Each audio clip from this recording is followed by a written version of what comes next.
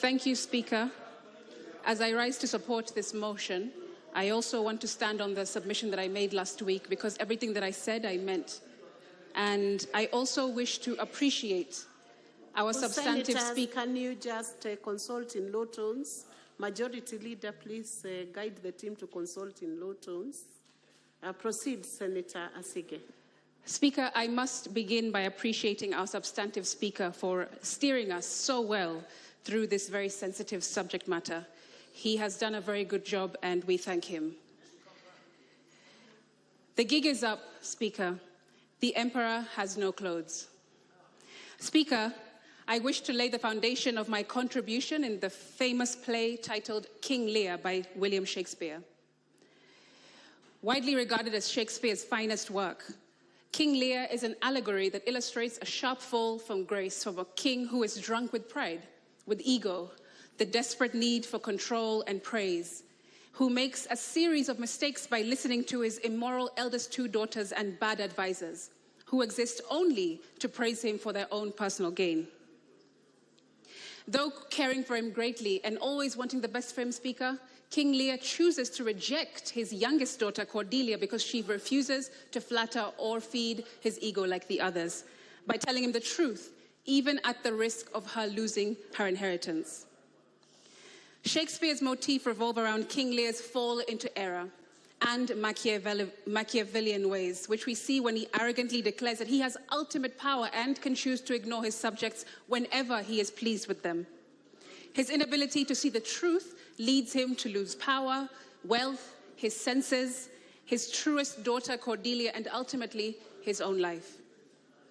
Speaker, the entire internet was screaming during Sunday night's interview with the president. Don't mean to anthropomorphize, but TV screens across the country would have turned themselves off themselves if they could, after what is said to have been a train wreck of a conversation from start to finish that left the emperor naked. I must acknowledge, however, the decision by the president to have a 2-hour unscripted sit-down, because seldom do African heads of state risk putting themselves in unpredictable, uncontrolled environments like that. With our majority leader setting the tone through this motion, let the Senate be your Cordelia, Mr. President. You are a leader in the service industry, and I was told just last night that the two most vital pillars in the service industry are perception and experience. And for such a delicate subject matter, you at the very least need a stellar crisis communications team, because your words kept fueling the fire last week. I also want to remind the president that it's not about him. It's not personal. We didn't name it Kenya Kwanza. That wasn't us. Kenya Kwanza. Not Kwanza the noun, Speaker, but Kwanza the adjective. And instead of putting Kenya first, your presidency has put Machiavellianism first, like King Lear, when all that us young people wanted was for you to put Kenya first. Like a performance review of sorts, Speaker, we expected that on his third attempt to address us on Sunday night, he would come with details, with data, definitives, strategies, but it was still so vague, so non-committal, so uninformed. It felt dismissive and disconnected. Speaker, the president went on national television without a clue of what has been happening in the country that he believes he governs. Was the deputy president right in his address last week as well, that his boss may not know all that is going on in the country? How many people are in custody, he was asked. He replied, I have a ballpark figure from the police that they have enough people. What do you say to the youth who say yours is not a listening government, he was asked. He said, I have 4 things: housing jobs, digital jobs, export of labor, manufacturing. You believed barely 1.5 years ago that you could run the country on 2.9 trillion. In a few months, you went to Parliament and requested 3.6 trillion. This year, you went to Parliament and requested 4.2 trillion. And what do they see in return? They see extravagance in government, he was told. He replied, let me tell you the following. Today, universities were almost closed because of debts of 60 billion shillings. I have enhanced their budget by 40 billion shillings because education, to me, is the greatest equalizer. Speaker, this went on and on and on. Tone deaf and not answering what Kenyans really wanted to hear from the president. Not only were shots fired at innocent young protesters last week, Speaker, but it seems in this interview we also saw shots fired at his cabinet, his deputy president, and even the communications team caught astray. So what are some solutions?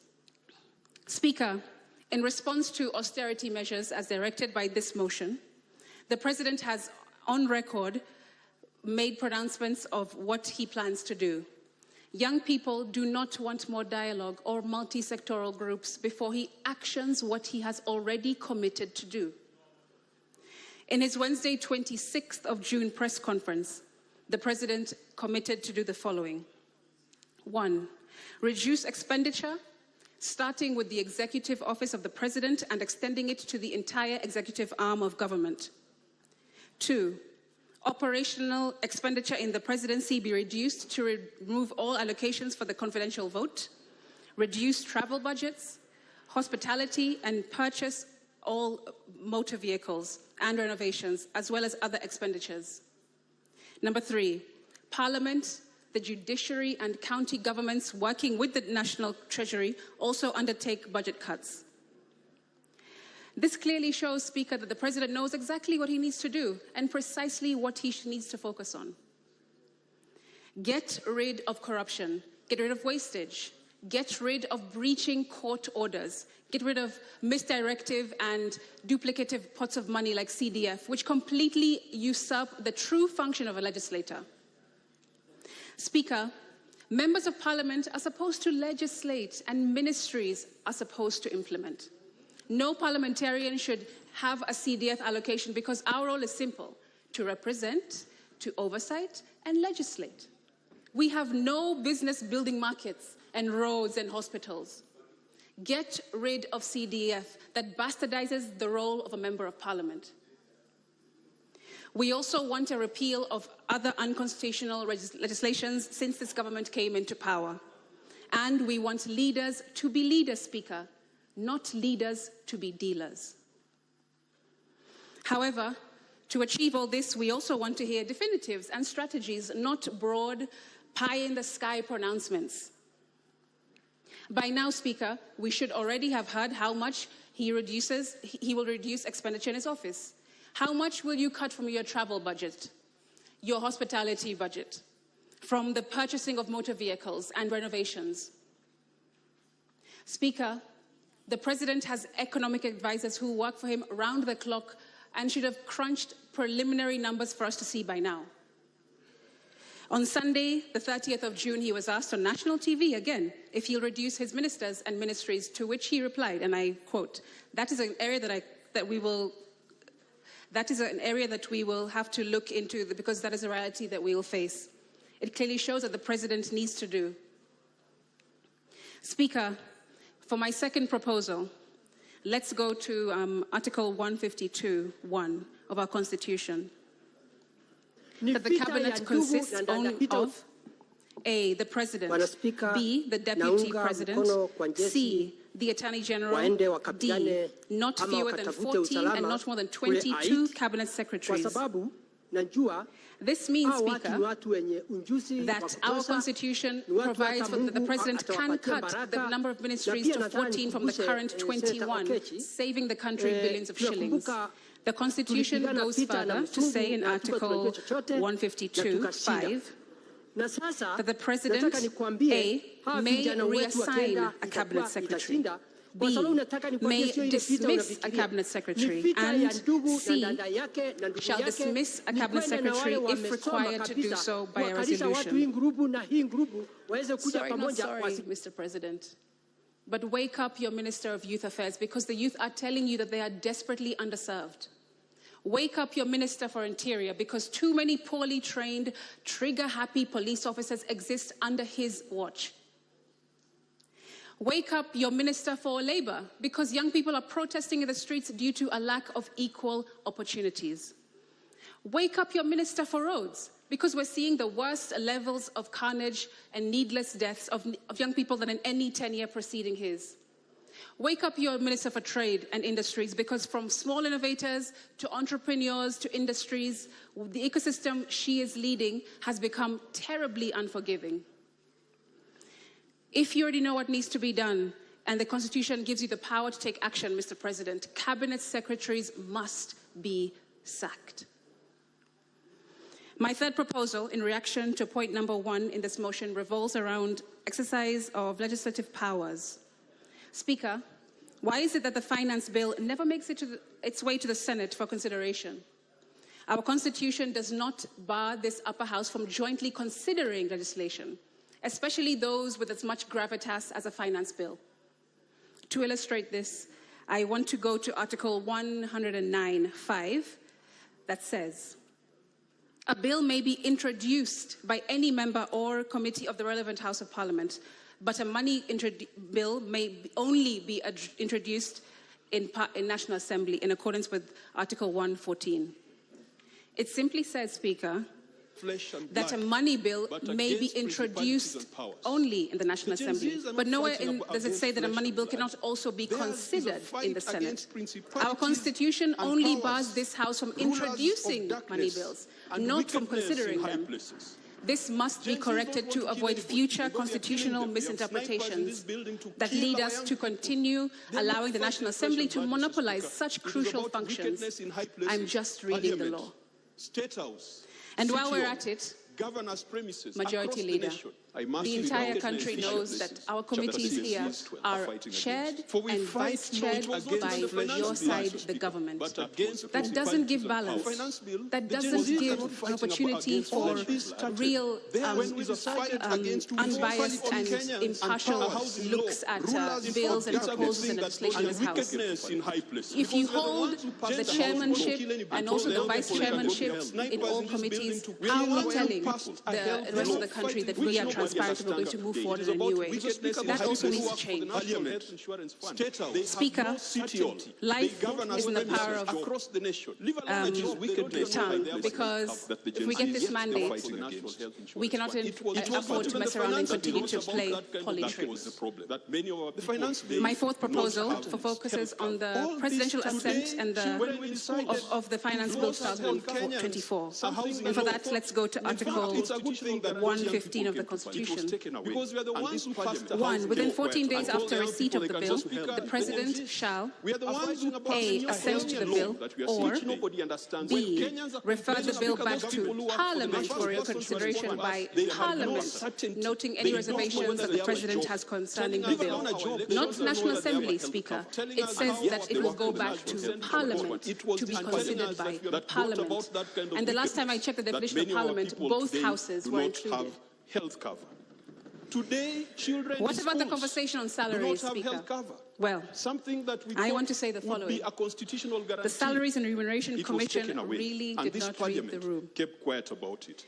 Today, in order to pay all public servants, figures show that we are spending 1.1 trillion shillings, which is 46% of our budget. I want to be frank.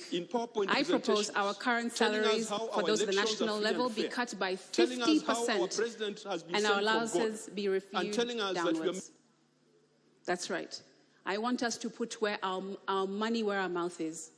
We shouldn't pussyfoot around that, Madam Speaker. Because let's be honest, today's salary and allowances are the only reason why people kill, steal, and destroy anything in their way in order to work in the national government. And that needs to end. Speaker, there used to be a time not long ago when being a public servant was very unattractive. I'm sure Senator Halwale will remember that if you have a good degree, a good studies and accreditation behind you, you would rather go into the private sector because it was much more lucrative than the public sector. But now that has gone upside down, Speaker. We also heard the President tell us all that we are set to lose by having rejected the finance bill on Sunday. He said, and I quote, "So what is the alternative?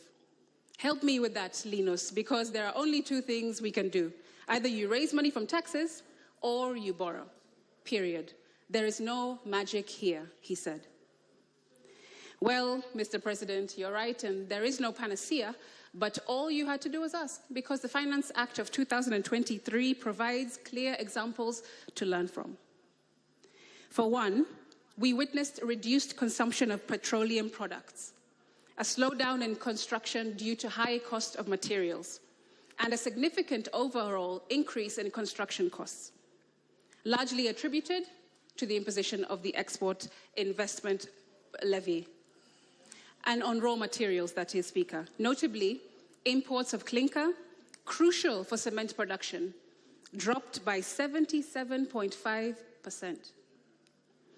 Also, remember that in the first half of the 2023-24... Asige, I want to just inform you have 4 more minutes left.